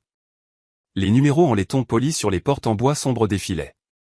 Et puis, alors que nous n'étions plus qu'à quelques mètres de la suite 2107, un son étrange commença à percer le silence de mort. Au début, c'était très faible, un gémissement étouffé. Mais à mesure que nous nous approchions, les sons devinrent plus clairs, plus explicites. C'était la respiration haletante d'une femme mêlée au son indubitable de corps bougeant dans des gémissements lascifs et débridés. James s'arrêta net, tout son corps se raidit, ses pieds semblants enracinés au sol, son visage déjà blanc était maintenant cendré. Il se tourna pour me regarder, ses yeux remplis de panique et d'une question silencieuse. Quel est ce son? J'ai simplement haussé les épaules, jouant à la perfection le rôle de l'épouse choquée et innocente. J'ai porté une main à ma bouche, les yeux écarquillés. Je ne sais pas, dis-je, ma voix tremblante. On dirait que ça vient de la 2107. Oh mon Dieu, mademoiselle Reed. Sûrement pas. J'ai délibérément laissé ma phrase en suspens, laissant son imagination peindre le pire scénario, et ça a marché. La jalousie primitive, la rage d'être trompé juste sous son nez, et la peur d'un scandale imminent ont tout submergé. Il ne pouvait plus penser clairement. Le sang lui monta à la tête, ses yeux devinrent rouges, et ses mains se serrèrent en poings serrés. Les sons obscènes provenant de derrière la porte ne s'arrêtaient pas. Ils devenaient plus forts, plus effrontés, comme un millier d'aiguilles poignardant la fierté d'un homme trahi. Il ne pouvait plus le supporter. L'humiliation se transforma en fureur. Bon sang, gronda-t-il d'une voix basse et gutturale et chargea vers la porte de la 2107. Il n'a pas frappé. Il n'en avait pas besoin. En tant que client VIP et organisateur d'un événement majeur à l'hôtel, il avait une carte clé maîtresse. Je l'ai regardé fouiller dans son portefeuille, ses mains tremblant si fort qu'il a manqué la serrure électronique plusieurs fois. Un bip sec retentit lorsque la serrure se déverrouilla. Sa fureur à son comble, James, sans un instant d'hésitation, poussa la lourde porte en bois de toutes ses forces. La porte s'ouvrit en grand, claquant violemment contre le mur intérieur avec un fracas assourdissant, et à cet instant, tous les bruits obscènes de l'intérieur cessèrent brusquement. Je retins mon souffle derrière lui. Le drame ultime, le moment même que j'attendais depuis si longs mois, était enfin arrivé. Les portes de l'enfer avaient été grandes ouvertes, et je savais que la scène à l'intérieur deviendrait une cicatrice permanente et indélébile sur l'âme de mon mari traître. Ce serait la condamnation à mort qui mettrait fin non seulement à sa liaison secrète, mais à tout l'avenir et à la réputation dont il avait été si fier. Le fracas assourdissant de la porte heurtant le mur fut comme un coup de pistolet de départ qui mit fin à tous les sons sordides et inaugura un silence de mort. James se figea sur le seuil, une statue de rage prise en plein mouvement. Je me tenais juste derrière lui, et à travers l'espace entre son bras et son corps, je pouvais tout voir à l'intérieur avec une clarté parfaite. C'était une scène plus graphique et plus cruelle que tout ce que j'aurais pu imaginer. La suite, celle-là même qu'Amber avait si soigneusement choisie pour m'humilier, était maintenant devenue la scène de sa propre chute. Les lumières principales étaient éteintes, seules quelques lampes sur pied diffusaient une faible lueur jaune qui rendait l'atmosphère encore plus sordide et pathologique. Des vêtements étaient éparpillés sur le sol. La robe vert émeraude d'Amber était froissée dans un coin comme un chiffon. Ses talons de créateur gisaient à différents endroits, et le costume noir de Marcus était négligemment jeté à côté d'eux. Et sur l'immense lit blanc au centre de la pièce se trouvait un spectacle difficile à regarder. L'élégante et arrogante directrice du marketing d'il y a quelques heures à peine avait disparu. À sa place se trouvait une femme en proie à la frénésie. Ses cheveux méticuleusement coiffés étaient maintenant un enchevêtrement collé à son front et à ses joues par la sueur. Son maquillage parfait était maculé, révélant des joues rougies, des lèvres gonflées et des yeux vitreux sous l'effet de la drogue. Elle était enroulée autour de l'homme étrange comme un serpent. L'homme, Marcus, était dans un état de déshabillage similaire. Il était allongé là, son dos musclé et luisant de sueur exposé. Mais si l'on regardait de près, il y avait une différence cruciale. Tandis qu'Amber était complètement hors de contrôle, les yeux de Marcus étaient parfaitement lucides et froids. Quand la porte s'ouvrit en grand, il fut le premier à réagir. Il tourna la tête et nous regarda directement. Et pendant un bref instant, je vis les coins de sa bouche se contracter en un sourire presque imperceptible. Le sourire d'un homme qui avait exécuté sa mission sans faille. Mais ce n'était pas la partie la plus horrible. La chose qui figea James sur place, qui le transforma d'un lion enragé en une effigie silencieuse, se trouvait sur la petite table de chevet près du lit. Là, bien calé sur un support de fortune, se trouvait un unique smartphone, le téléphone d'Amber. Son écran était encore allumé. Et plus important encore, le flash de sa caméra arrière était brillamment illuminé, pointé directement sur les deux corps enlacés sur le lit. Il enregistrait. Il documentait tout. Chaque mouvement d'Amber, chaque geste, chacun de ces moments les plus humiliants était capturé en haute définition. Un lourd silence s'abattit sur la pièce. Le temps sembla s'arrêter et je pouvais entendre les battements de mon propre cœur et les respirations lourdes et brisées de James. Il se tenait là, immobile. Je pouvais voir sa poitrine se soulever violemment. En l'espace de quelques secondes, son visage subit une série complexe de transformations. D'abord, une incrédulité totale, comme s'il ne pouvait pas traiter la scène devant lui. Puis, une fureur enragée, le genre qu'un homme ressent lorsque sa fierté a été piétinée dans la poussière. Et enfin, alors qu'il assemblait toutes les pièces, un effondrement complet et total. Ce n'était pas une liaison accidentelle. C'était un piège délibérément mis en scène. Ce téléphone enregistreur en était la preuve irréfutable. La femme en qui il avait tant confiance, la femme pour qui il était prêt à abandonner sa famille, s'est avérée être une femme dissolue qui coucherait avec un étranger dans une chambre d'hôtel. Et non seulement cela, elle filmait elle-même tout le processus. Pourquoi? En souvenir ou dans un autre but?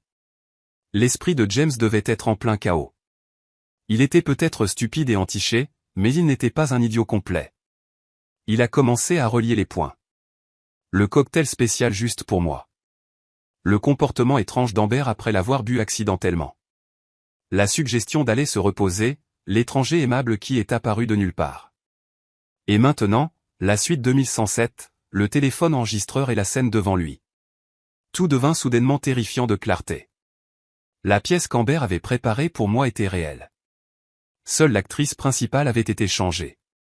J'ai vu les mains de James commencer à trembler, non plus de colère, mais de pure terreur et de désespoir.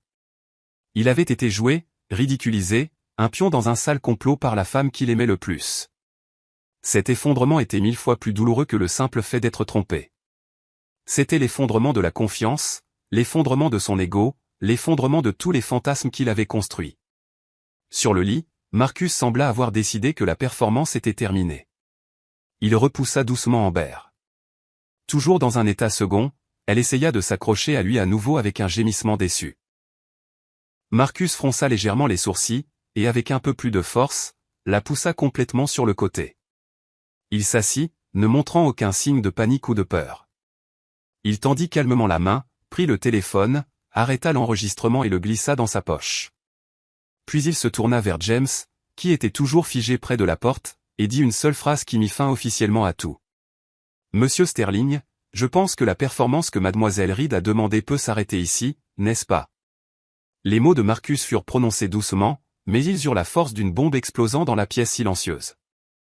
Ils frappèrent les tympans de James, perçant les carapaces de rage et de choc jusqu'au cœur même de sa conscience, la performance que mademoiselle Reed a demandé.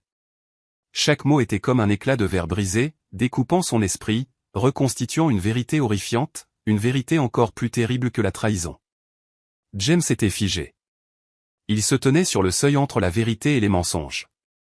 Incapable de bouger, son visage subit une série dramatique de changements de couleur en quelques courtes secondes, passant du rouge de la rage au blanc pâle de la peur, pour finalement se fixer sur le gris cendré de l'effondrement et du désespoir. Il ouvrit la bouche comme pour crier, mais la vérité brutale l'avait étouffé, et aucun son ne sortit. Ce n'était pas seulement le choc. C'était une paralysie physique et mentale complète. Je me tenais directement derrière lui, assez près pour sentir chaque muscle de son corps se tendre, le transformant en une statue vivante. Le souffle semblait avoir été coupé de ses poumons, et ses yeux, autrefois rouges de colère, étaient maintenant grands ouverts, presque exorbités de leurs orbites, fixés sur la scène sur le lit blanc. Il ne pouvait pas croire ce qu'il voyait. Ou plutôt, son cerveau refusait de traiter les images que ses rétines envoyaient. Cette femme se tordant dans un état second, cette femme émettant des sons lascifs. Cette femme enlacée nue avec un étranger. Ce ne pouvait pas être Amber. Ce ne pouvait pas être l'élégante et intelligente directrice du marketing dont il était si entiché. Ce ne pouvait pas être sa jeune maîtresse qui le regardait toujours avec des yeux pleins d'admiration et d'amour. Mais c'était elle. Les cheveux en désordre, le visage rouge et le grain de beauté charmant juste en dessous du coin de ses lèvres qu'il avait autrefois adoré. C'était indubitablement elle. Une tempête d'émotions chaotiques déchira l'esprit de James. D'abord vint une incrédulité écrasante. Ce devait être un terrible malentendu. Peut-être était-il ivre, en train de rêver. Il leva instinctivement une main pour se frotter les yeux, un réflexe enfantin pour repousser un cauchemar. Mais quand il les rouvrit, la scène était toujours là, crue et cruelle. L'incrédulité se transforma rapidement en une rage folle. Son sang bouillonnait. Sa fierté masculine était piétinée. La femme qu'il considérait comme son trésor, sa muse, la raison pour laquelle il abandonnerait sa famille, s'exposait maintenant à un autre homme, offrant à un étranger les sons qu'il pensait être les siens seuls.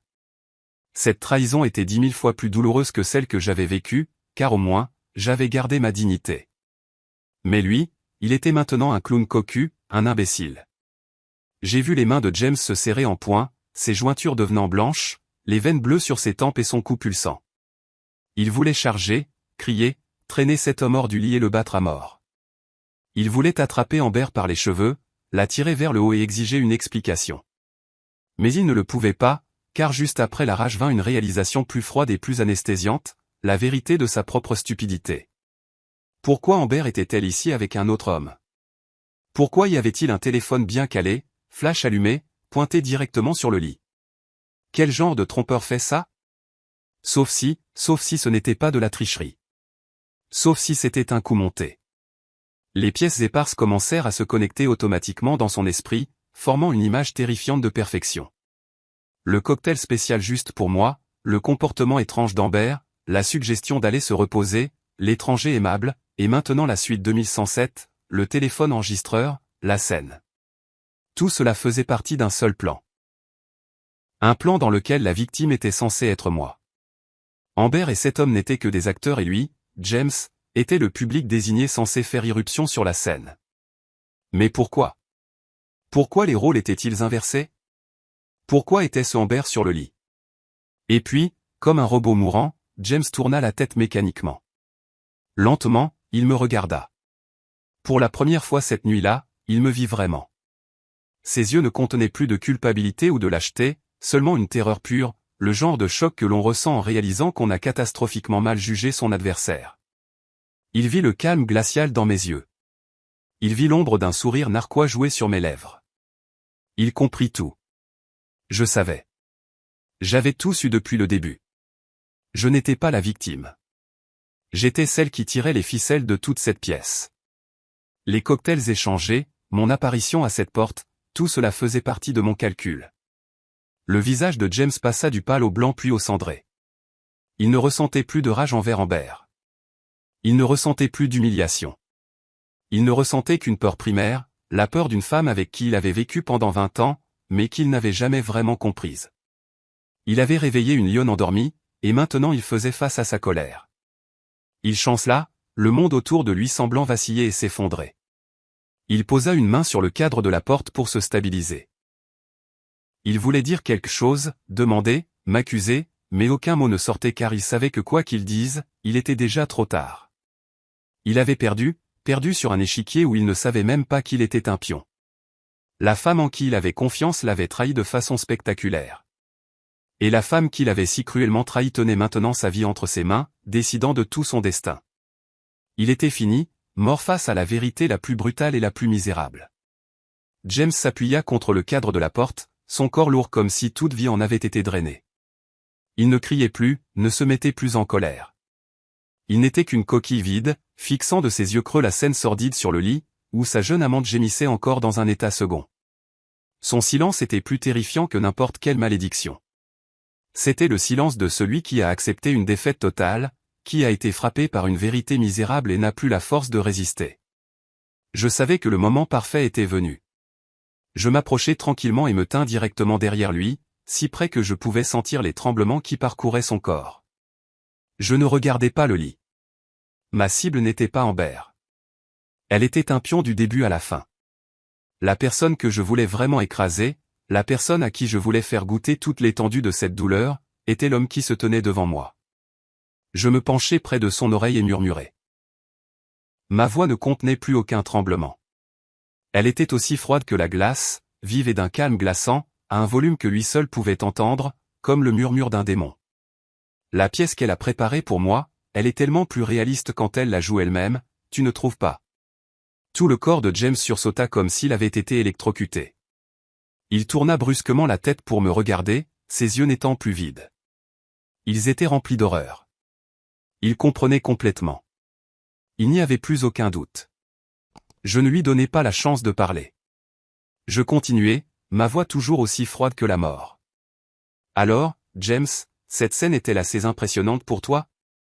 Voudrais-tu que tout le monde, tous nos partenaires, tous nos employés, notre famille et nos amis profitent de cette vidéo avec nous? Je fis un geste du menton vers Marcus, vers le téléphone qui détenait l'arme de destruction la plus puissante. Mes paroles n'étaient pas une question. C'était une menace, un verdict. James ouvrit la bouche, puis la referma. Il secoua la tête, un geste désespéré et pathétique. Il savait que je ne bluffais pas. Après ce qui venait de se passer, il comprenait mieux que quiconque. J'en étais plus que capable. Il m'avait mal jugé. Il avait sous-estimé la femme qui avait traversé 20 ans de tempête avec lui. Il avait oublié que pour survivre et réussir dans le monde impitoyable des affaires, je ne pouvais pas être seulement une bonne épouse et mère. J'avais aussi un cerveau et un cœur d'acier. Pendant ce temps, sur le lit, les effets du puissant aphrodisiaque commençaient enfin à s'estomper. Amber reprit progressivement conscience. La chaleur intense de son corps avait disparu, remplacée par une douleur épuisée et un vide terrifiant. Elle ouvrit les yeux, hébétée, essayant de comprendre où elle se trouvait. La première chose qu'elle vit, c'est James et moi debout près de la porte. Un éclair de panique traversa ses yeux. Quel était le plan? Ah, oui, la surprise. C'est elle qui était censée faire irruption. Alors, pourquoi était-elle sur le lit? Pourquoi était-elle nue? Et qui était cet homme assis à côté d'elle? Ses souvenirs commencèrent à revenir par bribes confuses. Le cocktail bleu, la chaleur, la perte de contrôle. Et cet homme? Amber se redressa d'un bond, son visage exsangue. Elle se dépêcha de tirer le drap fin sur son corps, ses yeux écarquillés alors qu'elle nous regardait fixement, un air de terreur et d'incrédulité sur le visage. J. James, Madame Sterling, balbutia-t-elle. Qu'est-ce qui se passe? Elle essayait toujours de jouer le rôle de la victime innocente qui venait de se réveiller d'un cauchemar. Mais il était trop tard. La pièce était terminée. Je restais silencieuse, lui cédant la scène. Je voulais voir quel genre de drame elle pouvait inventer dans cette situation, et Amber ne déçut pas. En quelques secondes, la panique sur son visage fut remplacée par l'indignation et la fureur. Elle se mit à sangloter, des larmes de crocodile coulant sur ses joues. Elle pointa un doigt vers moi, sa voix tremblant de rage alors qu'elle criait « C'est toi. C'est toi qui as tout fait. James, ne la crois pas. Elle m'a piégé. Elle a drogué ma boisson et a envoyé cet homme ici pour me faire du mal. Elle voulait me ruiner par jalousie. Regarde comme elle est vicieuse. » Elle joua parfaitement son rôle. Une performance en larmes qui la transforma magistralement de coupable en victime. N'importe quel autre homme ignorant la vérité aurait pu être influencé par cet acte, mais pas moi. Et James n'était plus assez stupide pour croire à ses mensonges. Il resta là, le visage vide, sans dire un mot. Son silence était le verdict de culpabilité le plus puissant qu'il pouvait rendre à Amber. Voyant aucune réaction de la part de James, Amber devint plus frénétique. « Tu ne me crois pas, James ? Je suis la victime. Nous devons appeler la police. Nous devons mettre cet homme et cette femme méchante en prison. Elle m'a piégé. Elle m'a violé. Appelle la police. » Je pris enfin la parole. Ma voix était toujours calme, mais chaque mot avait le poids de 1000 livres. Ce n'est pas une mauvaise idée, Amber. Je comptais le faire moi-même. Je marchai lentement dans la pièce jusqu'à côté de Marcus. Il comprit mon signal et me tendit immédiatement le téléphone. Je le pris et fis glisser l'écran. « Si tu veux appeler la police, tu auras besoin de preuves, n'est-ce pas ?» dis-je, regardant Amber droit dans les yeux, ne lui laissant aucune chance de s'échapper. La première preuve serait probablement cette vidéo. Je levai le téléphone.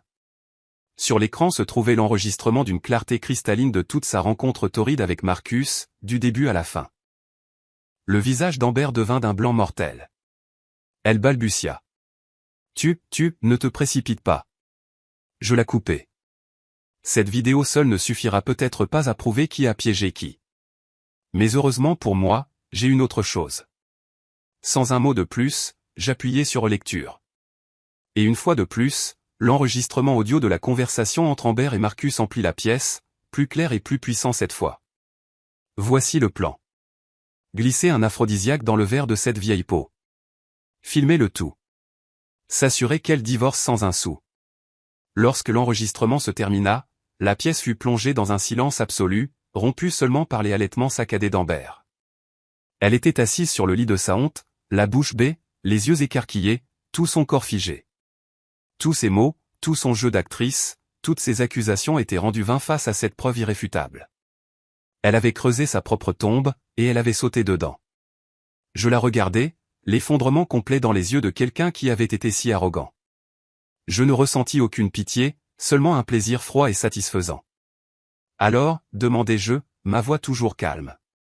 Veux-tu toujours appeler la police, ou préfères-tu que j'envoie cet enregistrement avec cette nouvelle vidéo torride que tu viens de filmer à tout notre conseil d'administration et à tous les médias sur Internet pour qu'ils voient ce dont notre talentueuse directrice marketing est vraiment capable ?» Amber ne répondit pas.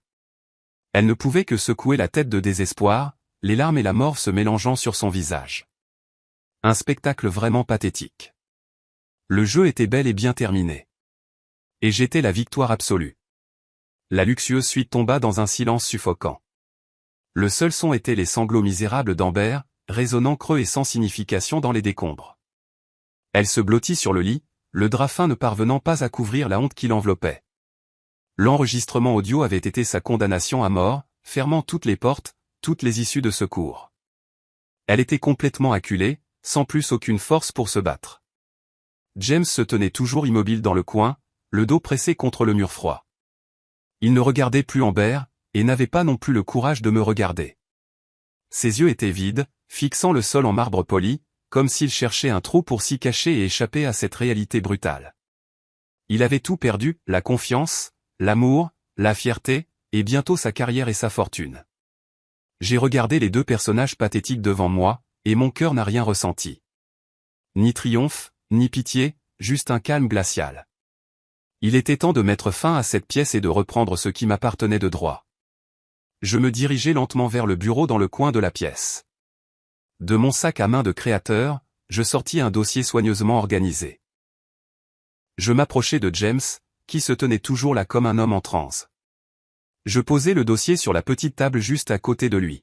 « Jette un coup d'œil, dis-je, ma voix toujours calme, dénuée de toute émotion. C'est ce que je prépare depuis 6 mois. » Il leva la tête d'une main tremblante, ses yeux vides fixant le dossier. Sur la couverture, en caractères gras et clairs, étaient inscrits les mots requêtant divorce. À côté se trouvaient plusieurs autres documents, un accord de règlement des biens, des preuves des fonds illicites qu'il avait détournés de l'entreprise pour soutenir sa maîtresse, et des copies des photos et des messages que le détective privé avait recueillis. Tout était méticuleusement et professionnellement préparé, sans aucune faille. James leva les yeux des papiers du divorce vers moi. Pour la première fois depuis longtemps, je vis une lueur de supplication, de demande de pardon dans ses yeux. « Kate, balbutia-t-il, essayant de dire quelque chose, mais je ne lui en donnais pas l'occasion. Le jeu est terminé, James le coupe et jeu. Ma voix est ferme comme un coup de marteau. Il ne te reste qu'un seul chemin. Signe. Je sortis un stylo plume coûteux de ma poche et le posai sur la requête. Je reprends ce qui m'appartient. La moitié de nos biens communs que nous avons construits ensemble, cette maison, les voitures, et la moitié de tes parts dans l'entreprise. Tout me sera retransféré comme stipulé dans cet accord. Je fis une pause, laissant chacun de mes mots s'enfoncer profondément dans son esprit brisé. Puis je continuai d'une voix encore plus froide. J'aurai la garde des enfants. Je ne veux pas qu'ils grandissent avec un père qui manque de sens moral. Quant à la pension alimentaire, tu peux la payer ou non. Selon ta conscience, je ne la demanderai pas. James s'effondra. Il glissa le long du mur et s'affaissa sur le sol, se tenant la tête dans les mains. Ses cheveux autrefois parfaitement coiffés étaient maintenant en désordre. Il se mit à pleurer. C'était un cri silencieux, seules ses larges épaules tremblaient violemment. Le puissant PDG, l'homme qui fut autrefois mon monde entier, ne ressemblait plus qu'à un enfant perdu dans le désespoir. Mais mon cœur ne ressentit aucune lueur de compassion. Il était devenu insensible. Je le regardais de haut avec des yeux impitoyables. En échange de ta coopération, continuai-je comme si j'accordais une dernière miséricorde. Toute cette machination et cette vidéo torride de toi.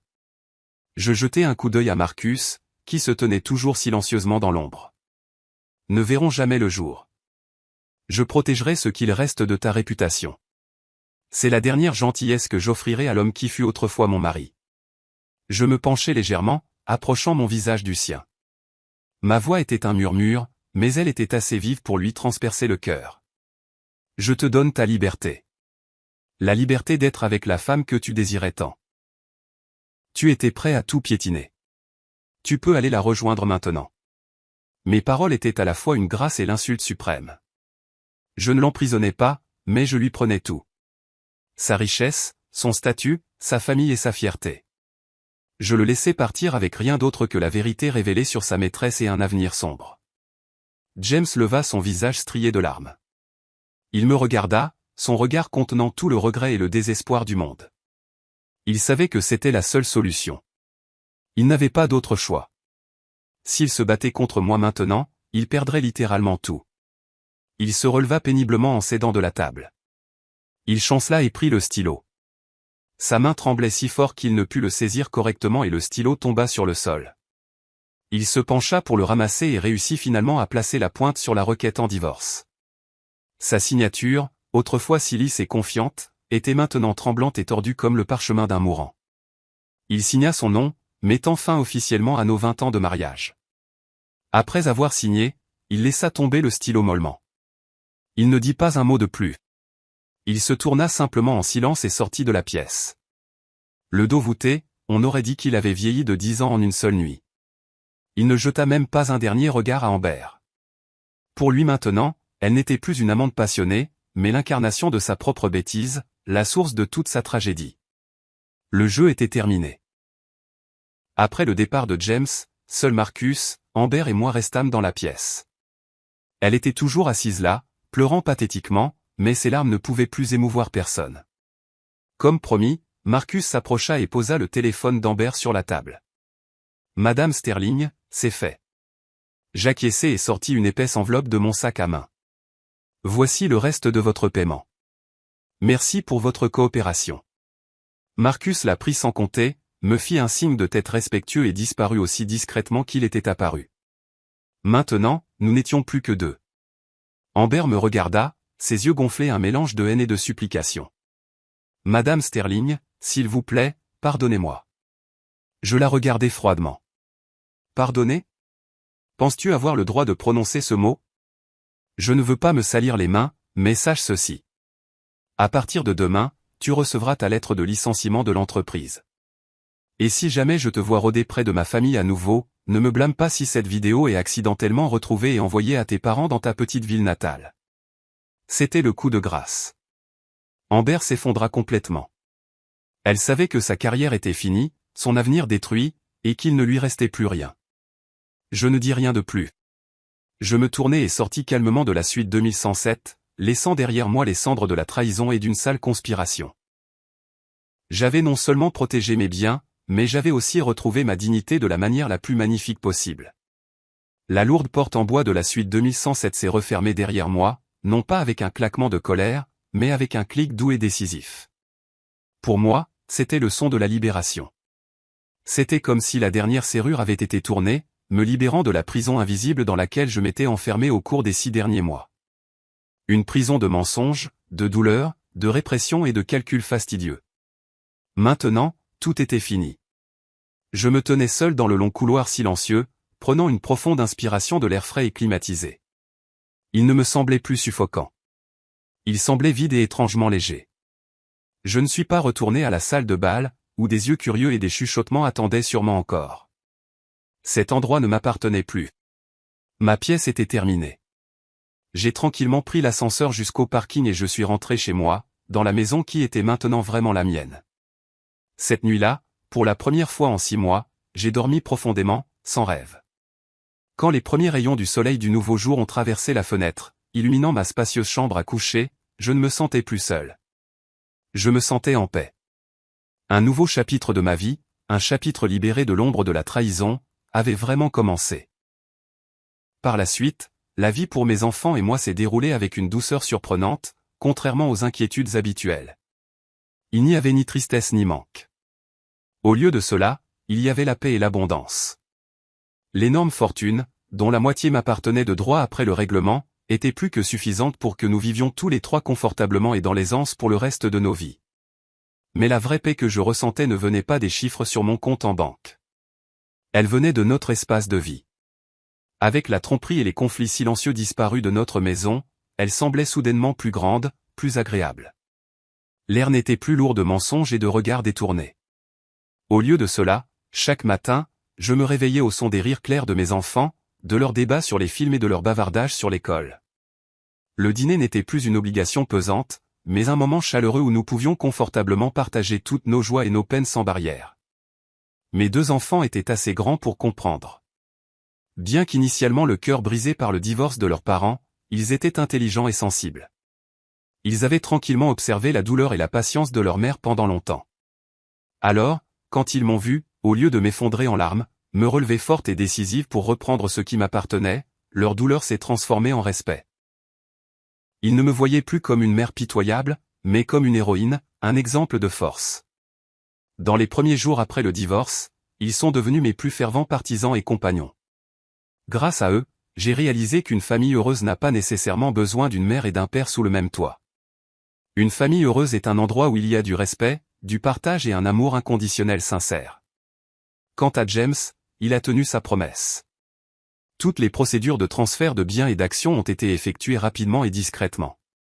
Après avoir quitté la maison, il a vraiment disparu de ma vie. D'après ce que j'ai entendu, il n'a jamais cherché Amber. Et bien sûr, il n'y a pas eu de mariage. Peut-être, comme on dit, que l'amour qu'il avait pour elle n'était pas assez fort pour surmonter sa fierté brisée et son humiliation publique. Assister de visu à la liaison de votre amante, et plus amèrement, savoir que vous n'étiez qu'un pion dans son sale complot, c'était une insulte qu'aucun homme ne pouvait avaler. Le fantasme de la jeune et talentueuse muse s'est brisé, ne laissant que la misérable réalité d'une femme manipulatrice et dissolue. Il a choisi de vivre seul dans un appartement plus petit, affrontant tranquillement son vide et ses regrets tardifs. Et Amber, son destin n'était pas différent. Ayant perdu son pilier de soutien en James, et portant une tache indélébile sur son nom, elle a été rapidement ostracisée de la haute société dans laquelle elle avait si désespérément essayé d'entrer. Aucune grande entreprise n'embaucherait quelqu'un avec son histoire. J'ai entendu dire qu'elle a dû vendre le condo et la voiture que James lui avait acheté pour payer ses dettes et a finalement quitté la ville. Je n'ai ressenti ni triomphe ni joie à sa chute. Je l'ai simplement vue comme une loi inévitable et juste de la vie. On récolte ce que l'on sème. Elle a utilisé sa jeunesse et sa beauté comme des armes pour chercher une vie riche par des raccourcis. Mais elle a oublié que chaque chemin a son prix. Le prix de la paresse et de l'ambition illicite était la ruine. Après toutes les tempêtes, les nuits blanches, les larmes et les calculs froids, maintenant assise seule dans mon jardin tranquille, regardant les roses que j'ai plantées moi-même s'épanouir sous le soleil du soir, j'ai assez de temps et de sérénité pour réfléchir à tout cela. Mon histoire n'est pas seulement une histoire de trahison et de vengeance. Au fond, elle contient des leçons précieuses. Des leçons que j'ai dû payer avec ma jeunesse et ma confiance. Et aujourd'hui, je veux les partager, non pas en tant que prédicatrice, mais en tant que personne qui a traversé la tempête, en espérant qu'elle puisse être une petite bougie pour quelqu'un d'autre perdu dans les ténèbres du désespoir. La première leçon, et celle que je tiens le plus à cœur, concerne votre propre valeur, en particulier pour nous, les femmes. La société et les contes de fées nous apprennent souvent à nous sacrifier, à être généreuses, à faire passer le bonheur de notre famille, de notre mari, de nos enfants en premier.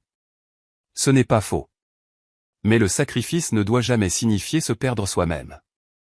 La générosité ne doit jamais signifier tolérer la trahison et le manque de respect. Ne faites jamais l'erreur que j'ai faite, prendre du recul, placer toute votre vie et votre carrière entre les mains d'un homme et croire naïvement que c'est une sécurité absolue. Car lorsque vous perdez votre propre valeur indépendante, lorsque vous faites de vous-même une planète tournant autour d'un seul soleil, votre monde entier s'effondrera si ce soleil décide de changer de cap. Maintenez toujours votre propre chemin, votre propre carrière, votre propre fondation financière indépendante. Il ne s'agit pas seulement d'argent. Il s'agit d'autonomie, d'une voix, de respect de soi et de l'armure la plus solide pour protéger votre dignité lorsque les tempêtes frappent. Ne vous mettez jamais dans une position passive, ayant besoin de demander la pitié ou l'aumône de quelqu'un. La deuxième leçon concerne la manière de gérer la trahison. Lorsque vous découvrez que la personne que vous aimez le plus vous a trompé, la réaction instinctive est généralement la douleur, la colère et l'envie de faire une scène.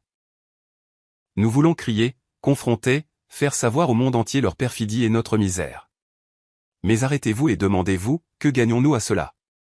Un moment de catharsis. Et puis quoi? L'image d'une femme pitoyable et hors de contrôle aux yeux des autres. Vous vous dévalorisez et vous poussez par inadvertance le traître plus près de sa maîtresse. Parfois, le silence et la raison froide sont les armes les plus terrifiantes. Transformez vos larmes en action. Au lieu de pleurer, rassemblez calmement des preuves. Au lieu de crier, faites tranquillement un plan. Montrez-leur, ainsi qu'au monde, que vous n'êtes pas une victime faible, mais un adversaire redoutable. Lorsque vous avez suffisamment de preuves entre vos mains, lorsque vous détenez leur faiblesse, vous n'êtes plus dans une position passive, vous détenez le pouvoir de décider. C'est vous qui écrirez la fin de votre propre histoire, une fin juste et digne. Et la dernière leçon, peut-être la plus difficile à mettre en pratique, concerne le lâcher-prise et le pardon. Quand je prononce ces deux mots, beaucoup pourraient s'y opposer. Pardonnez à celui qui a piétiné mon amour et mon sacrifice. Non, le pardon ici n'est pas pour la personne qui vous a blessé. Elle ne le mérite pas. Il s'agit de vous pardonner à vous-même. Pardonnez votre naïveté passée, votre confiance aveugle. Pardonnez les jours où vous étiez faible, consumé par la douleur. Lâcher prise ne signifie pas oublier. Cela signifie accepter que cela s'est produit, plus important encore, ne pas permettre que cela continue à vous blesser dans le présent et le futur. S'accrocher à la haine, c'est comme boire du poison soi-même en espérant que l'autre personne meure. La haine ne fait que ronger votre âme et vous empêche de trouver la vraie paix. La vie est courte. Ne gaspillez pas vos précieuses années restantes sur des émotions négatives à cause de quelqu'un qui n'en vaut pas la peine. Déposez hardiment cette lourde pierre et ouvrez les bras pour embrasser un nouvel avenir, une nouvelle vie, plus légère et plus paisible. Mon histoire se termine ici. Maintenant, chaque après-midi, je m'assois dans ce jardin que j'aime, à côté de mes enfants qui ont tant grandi. Je ne suis plus une femme trahie, plus une femme qui se bat pour son dû. Je suis simplement Catherine Sterling, une mère, une femme d'affaires et une personne qui a courageusement traversé une tempête et a trouvé la vraie paix dans son âme. J'ai tout repris, non pas avec des manigances, mais avec sagesse et courage. Et j'espère que mon histoire pourra donner un peu de force et de foi à quiconque fait face aux tempêtes de la vie. Souvenez-vous toujours, après la pluie, il n'y a pas seulement un ciel clair, mais aussi un arc-en-ciel. Et le soleil de demain est toujours plus brillant et plus chaud que celui d'hier.